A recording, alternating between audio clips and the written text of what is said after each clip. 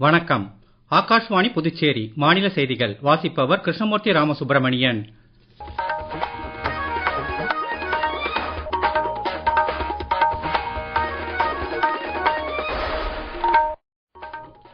தலைப்புச் செய்திகள். பிரதமர் திரு நரேந்திர மோடி இன்று புதுச்சேரியில் 2700 கோடி ரூபாய் மதிப்பிலான கல்வி, சுகாதாரம் உள்ளிட்ட பல்வேறு வளர்ச்சித் திட்டப் பணிகளை தொடக்கி வைத்தார்.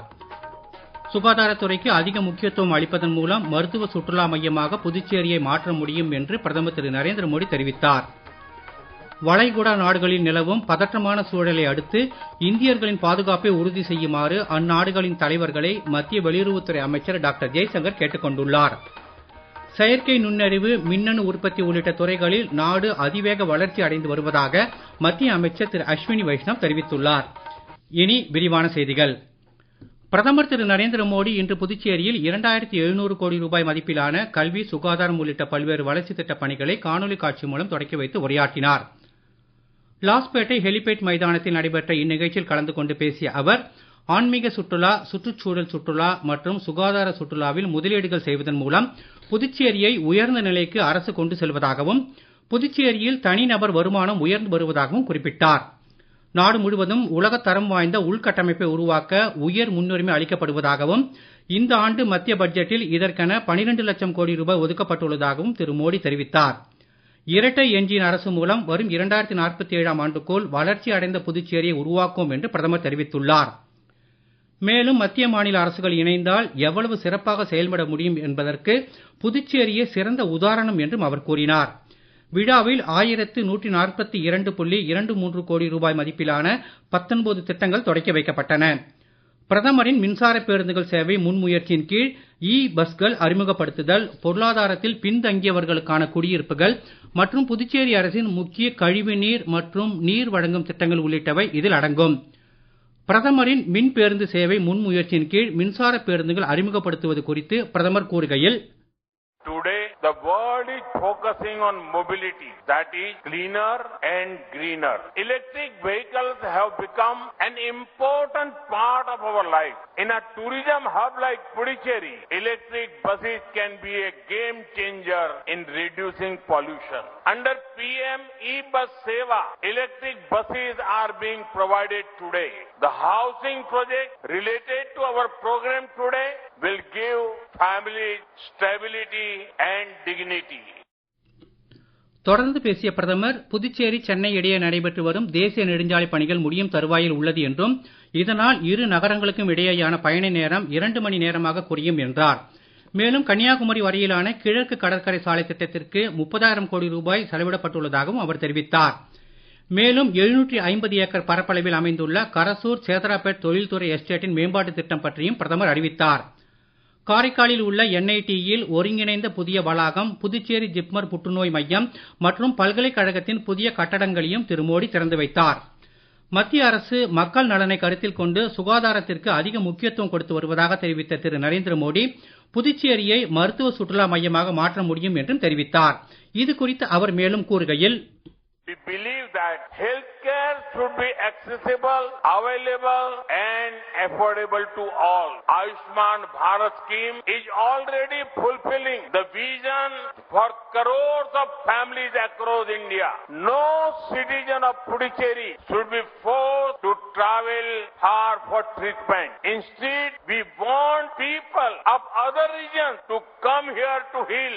I strongly believe that Puducherry can become a medical tourism hub.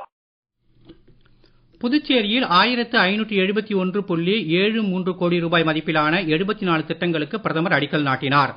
இவற்றில் கட்டுமானப் பணிகள், கிராமப்புற சாலைகள், கடற்கரை வாழ்விடங்கள் மற்றும் உறுதியான வருமானங்களுக்கான சதுப்பு நில மறுசீரமைப்பு, மின்துறை பணிகள் உள்ளிட்டவை அடங்கும். மாநிலங்களுக்கான சிறப்பு உதவி திட்டத்தின் கீழ் 315 கோடி ரூபாய் மதிப்புள்ள 37 திட்டங்களுக்கு அடிக்கல் நாட்டினார். இதில் நகர்ப்புற சாலைகள், வடிகால் வசதிகள், பொது கட்டடங்கள், மாணவர் விடுதிகள் மற்றும் விளையாட்டு வசதிகள் உள்ளிட்டவை அடங்கும். மாநிலங்களுக்கு மட்டுமே வரையறுக்கப்பட்டிருந்த இத்திட்டங்களில் புதுச்சேரி அரசின் வேண்டுகோளின்படி மாநிலங்களுக்கான சிறப்பு உதவி திட்டத்தில் புதுச்சேரியையும் மத்திய அரசு இணைத்துள்ளது குறிப்பிடத்தக்கது. நிகழ்ச்சியில் கலந்து கொண்டு பேசிய முதலமைச்சர் திரு ரங்கசாமி பெஸ்ட் புதுவை என்ற பிரதமர் திரு நரேந்திர மோடியின் விருப்பத்திற்கேற்ப பல வளர்ச்சி திட்டங்களை புதுச்சேரிக்கு கொண்டு வந்ததன் மூலம் நாட்டிலேயே சிறந்த மாநிலமாக புதுச்சேரி பெயர் பெற்றுள்ளது என்றும் புதுச்சேரி மக்களின் பல ஆண்டு கோரிக்கையின்படி மாநில அந்தஸ்து வழங்க வேண்டும் என்றும் இதற்கென 13 முறை சட்டப்பேரவையில் தீர்மானம் நிறைவேற்றப்பட்டு அனுப்பி வைக்கப்பட்டதாகவும் தெரிவித்தார். முன்னதாக இன்று காலை புதுச்சேரிக்கு வந்த பிரதமர் திரு நரேந்திர மோடிக்கு அன்பான வரவேற்பு அளிக்கப்பட்டது. நிகழ்ச்சியில் மத்திய அமைச்சர் திரு மன்சுக் மாண்டவியா, புதுச்சேரி துணைநிலை ஆளுநர் திரு கைலாஷ்நாதன், முதலமைச்சர் திரு ரங்கசாமி, சட்டப்பேரவைத் தலைவர் திரு செல்வம், அமைச்சர்கள் திரு நமச்சிவாயம், திரு லட்சுமி நாராயணன், திரு ஜெயக்குமார், திரு PRN திருமுருகன் உள்ளிட்டோர் கலந்து கொண்டனர். புதுச்சேரி நிகழ்ச்சிகளை தொடர்ந்து இன்று பிற்பகல் மதுரை சென்ற பிரதமர் திரு நரேந்திர மோடி கும்பகோணம், ஏற்காடு மற்றும் வேலூரில் 3 புதிய ஆகாஷ்வாணி FM ரிலே டிரான்ஸ்மிட்டர்கள் உள்பட 4400 கோடி ரூபாய் மதிப்புள்ள உள்கட்டமைப்பு திட்டங்களை காணொலி காட்சி மூலம் தொடக்கி வைத்து நாட்டிற்கு அர்ப்பணித்தார். வேறு பல திட்டங்களுக்கும் அவர் அடிக்கல் நாட்டினார். பின்னர் பேரணி ஒன்றில் உரையாற்றிய பிரதமர் தற்போது தொடங்கப்பட்டுள்ள உள்கட்டமைப்பு திட்டங்கள் புதிய வேலைவாய்ப்புகளை உருவாக்கும் என்றும் லட்சக்கணக்கான மக்களின் வாழ்க்கையை மாற்றும் என்றும் கூறினார். பின்னர் முருகப்பெருமானின் முதல் படை வீடான திருப்பரங்குன்றத்தில் பிரதமர் சுவாமி தரிசனம் செய்தார். நீங்கள் கேட்டுக்கொண்டிருப்பது மாநில செய்திகள். நேயர்கள் ஆகாஷ்வாணி செய்திகளை உடனுக்குடன் தெரிந்து கொள்ள எமது புதுச்சேரி மண்டல செய்திப் பிரிவின் சமூக ஊடகங்களான @AIR_News_புதுவை என்ற எக்ஸ் பக்கத்தையும், all India radio news Puducherry என்ற Facebook பக்கத்தையும், @RNU புதுச்சேரி என்ற யூடியூப் சேனலையும் அணுகலாம்.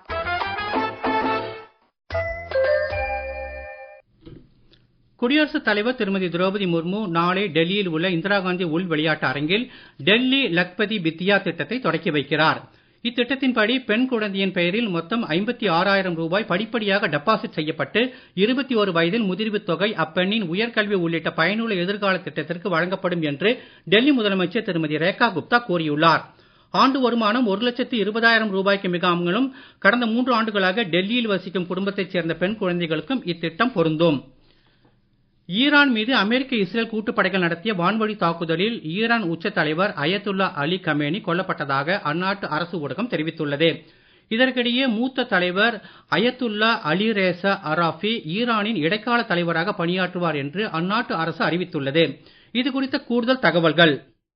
மேற்காசிய நாடுகளில் பதற்றமான சூழல் நிலவுவதை அடுத்து அங்குள்ள இந்தியர்கள் எச்சரிக்கையுடன் இருக்குமாறு இந்திய தூதரகம் அறிவுறுத்தியுள்ளது. மறு அறிவிப்பு வரும் வரை இஸ்ரேலுக்கு இந்தியர்கள் பயணம் மேற்கொள்ள வேண்டாம் என்றும் அறிவுறுத்தப்பட்டுள்ளது. வளைகுடா நாடுகளில் நிலவும் பதற்றமான சூழலை அடுத்து இந்தியர்களின் பாதுகாப்பை உறுதி செய்யுமாறு அந்நாடுகளின் தலைவர்களை மத்திய வெளியுறவுத்துறை அமைச்சர் டாக்டர் ஜெய்சங்கர் கேட்டுக் கொண்டுள்ளார். வளைகுடா நாடுகளில் வசிக்கும் தமிழர்கள் அவசர உதவி பெற டெல்லி தமிழ்நாடு இல்லத்தில் செயல்படும் கட்டுப்பாட்டு அறையை தொடர்பு கொள்ளலாம். அதிகரித்து வரும் விசாரணைகளை கருத்தில் கொண்டு பஹ்ரைனில் உள்ள இந்திய தூதரகம் 9734000433 மற்றும் 973339418071 என்ற அவசர தொலைபேசி எண்களை கூடுதலாக அறிவித்துள்ளது.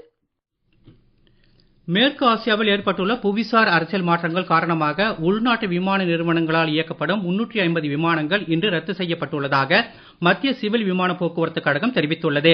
பயணிகள் தங்கள் விமான சேவை குறித்த விவரங்களை அந்தந்த விமான நிறுவனங்களுடன் தொடர்பு கொண்டு உதவிகளை பெறலாம் என்றும் அறிவிக்கப்பட்டுள்ளது.